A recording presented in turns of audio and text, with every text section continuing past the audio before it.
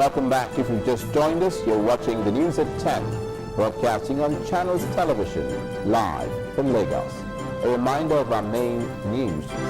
Senate President and his deputy get tickets to return to the National Assembly. APC presidential candidates signed bond to remain faithful to the party even after the party primaries. Nigerian Civil Aviation Authority (NCAA) warns pilots of poor visibility. And Typhoon Hagupit sweeps across the Philippines, bringing down trees and power lines.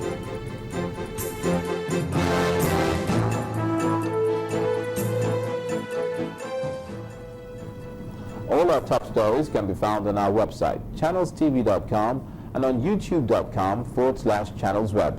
Please visit m.channelstv.com to view us live on your mobile device. You can also download the Channels TV app for Android, iOS, and Windows phones from their respective stores. We'd also urge you to please interact with the Channels Eyewitness feature on our Android, iOS, and Windows 8 platforms. If you have pictures or videos to share with us, tap the app on your device. Swipe to reveal the Eyewitness menu and follow the instructions. A group under the People's Democratic Party in Kwara State called Freedom Group has called on the leadership of the party in the state to zone the governorship tickets to Kwara South Senatorial District for what it calls fairness and justice. At a press conference in Ilorin, the group, which comprises elders of the party from the South Senatorial District, wondered how a section could rule for 16 years and still clamor for power. However, the leadership of the party in the state faltered the call, noting that every governorship aspirant will be given the opportunity to test their popularity. Members of the People's Democratic Party from the Kwara State South Senatorial District appealed to both national and state leadership of the party to zone the governorship seats to their area for the 2015 elections. Citing the reason for their call, the spokesperson for the group, Mr. Kune Suleiman, says since Kwara Central has not had a shot for 16 years of democracy, it is only logical and fair for them to be allowed a chance. The governorship of Kwara State should remain in Kwara State. We are appealing to all people of Kwara State to please back a candidate of their choice from Kwara South so that we can also complete our task as agreed. But reacting to the call, the public relations officer of the People's Democratic Party in the state, Mr. Rex Olawoye, explained that the PDP has made it clear from the onset that it will not zone the governorship seat and that only the best and most popular candidate will emerge. We have made it very clear that the governorship position will never be zoned to any senatorial district. The reason is that we want as many gladiators as possible to come up, for people to look at their qualities and then pick whoever they want. The governorship primaries of the PDP will take place on Monday, and 13 aspirants will slug it out. But it remains to be seen if the candidate who emerges through this process would be accepted by all. In other news, 211 inmates are still missing 48 hours after the prison break in Minna, the Niger State capital. The new Comptroller General of Prisons, Mr. Peter Ekpendu, was told that 64 inmates have been recaptured after the attackers had freed all the inmates at the Minna medium security prison during the attack. This is the first official assignment of Mr. Ekpendu after his appointment as the new Comptroller General of the Nigeria Prison Service.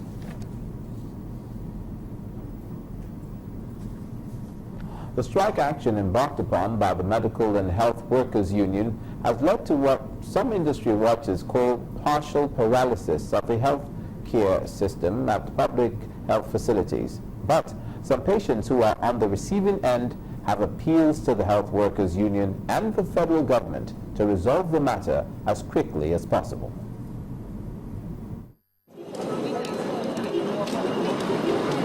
The National Hospital, located in the nation's capital, Abuja, now a shadow of itself as medical personnel continue their industrial action to press home their demand for better welfare package from the federal government. The effect of their strike is biting hard as many patients appeal for a compromise from both parties. Many people have been coming. Some, their child is very sick and they need help. But they have to discharge everybody, even the ones that don't have blood. They have to discharge all of them. 32-year-old Emu Chris has undergone a major surgery that requires the constant attention from medical personnel at this hospital. But he has not got much of that since the strike started. He is asking government to grant the request of medical practitioners in the interest of poor Nigerians who cannot afford the high cost of getting medical services outside the shores of the country. Please, they should please, for the sake of God, resume work, and government should please pay attention to whatever they're demanding and see how far they can resolve it, so that people will not die. We cannot afford to travel abroad. If I can afford, I will travel abroad. I have here heart surgery, I have a leg injury, all related together. I cannot go abroad. Please, they should help us. The rich are going abroad for their medical treatment. They don't feel the impact of this strike. It's with the poor masses that have feelings. Please, they should help us if they can resolve it. People are dying. But it is a beehive of activities at the Panraf Hospital located in the outskirts of the federal capital. Here, doctors, nurses, and other medical team are working hard to ensure that no life is lost. When the patients have gone to different hospitals and there are nothing else happening around, they'll bring the patients here almost dead, you understand? Some cases that were like the last week, early this week, before they went around, you understand? By the time they brought some of the patients, they were already, there was already mortality.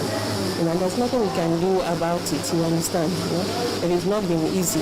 Though we have the doctors on ground here, we have like 6 doctors on ground, like we have 3 now on ground, going to work to, beat up the strike action. Days have run into weeks and there seems to be no end in sight for an industrial action by the Joint Health Workers Association. Many, however, hope that both the federal government and the medical practitioners will resume on the negotiation. The French embassy today accepted ownership of the Russian commercial plane carrying 2 light helicopters and some arms. The plane was held down at the Malam Aminu International Airport in Kano, while a group of Northern Consensus movements continued to stage protests around the airport over the identity of the ownership of the plane. The French embassy says the cargo plane, an Antonov 124, had a regular flight plan from Bangui to N'Djamena. The embassy explained that the flight was covered by a diplomatic clearance given by the Ministry of Foreign Affairs of the Federal Republic of Nigeria. The full details of what the plane was carrying was declared as 2 Gazelle helicopters with spare parts and maintenance items. 2 French non-commissioned officers were also said to be on board as passengers to escort the equipment. The Nigerian Civil Aviation Authority today issued a weather alert to all pilots indicating hazards associated with harmattan dust haze in flight operations at this time of the year. The NCAA says this warning is important as harmattan is known to pose an obvious threat to aircraft, particularly in areas of challenging terrain due to low visibility. This alert is in line with the seasonal rainfall prediction issued by the Nigerian Meteorological Agency on the cessation of rainy season in 2014. The harmattan is a dry and dusty wind that blows southwards from the Sahara across the country between the end of November to March. On its passage over the desert, it picks up large amounts of fine dust particles which are transported hundreds of kilometers over the south. The effect of the dust and sand stirred by the wind is known as harmattan dust haze, and the consequence of the harmattan is a heavy fog. Hence, air-to-ground visibility is considerably reduced. Aerodrome visibility may fall below the prescribed minima, and in severe conditions, dust haze can blot out runways, the markers and airfield lightings over wide areas. This makes visual navigation extremely difficult or even impossible. Resultantly, where visibility falls below the prescribed weather minima, flight operations are likely to be delayed, diverted, or outrightly cancelled. Therefore, all pilots are advised to obtain adequate departure, en route and destination weather information and briefing from NIMET prior to flight operations at other airports. Experts have been advised on the need to change the technology for large-scale building and construction in Nigeria to global standards if the government's hope to bridge the housing deficit in the country is to be realized. The president of the Real Estate Developers Association of Nigeria, Mr. Alabode Afolayan, said the bricks and mortar technology currently used for building construction in Nigeria is one of the main reasons for the lapses. Housing is a basic need, and the rising cost of housing in major cities in Nigeria is source for concern. Only recently, the federal government, with the support of the World Bank, set up a mortgage refinancing company with a $300 million credit base aimed at empowering medium to low income earners in Nigeria to own their own homes. The NMRC is essentially a refinancing mechanism which provides mortgage lenders with access to increased liquidity and long-term finance, enabling them to extend the terms of the mortgages they provide. 20 years, 15 years. This development will produce more homeowners, but it will also further hike the demand for housing delivery with a need for construction financing to bridge the existing deficit. The kind of fund that we have in Nigeria for estate development is the short-term fund. And you know, in the real estate sector, you need a long-term fund because it's a long-term process. That's the capital is not readily available. And when you eventually have opportunity to access the little, the cost is on the high side. We realize this is an issue. We wanted to start on the mortgage side, on the demand side of the equation. We are moving now to also look at the supply side, and I know the World Bank is working seriously with Reden on the issue of trying to develop a guarantee fund that will enable developers access longer-term funds. Currently, the federal government is introducing concessions and waivers to reduce costs of housing, such as free lands. But as the developers say, infrastructure as well as technology for construction is vital. Somebody is coming up with a machine that is producing blocks. The maximum it can produce a day is 500. And he wants to build 5,000 housing units in 1 year. We must now begin to move from conventional method of building to modern method.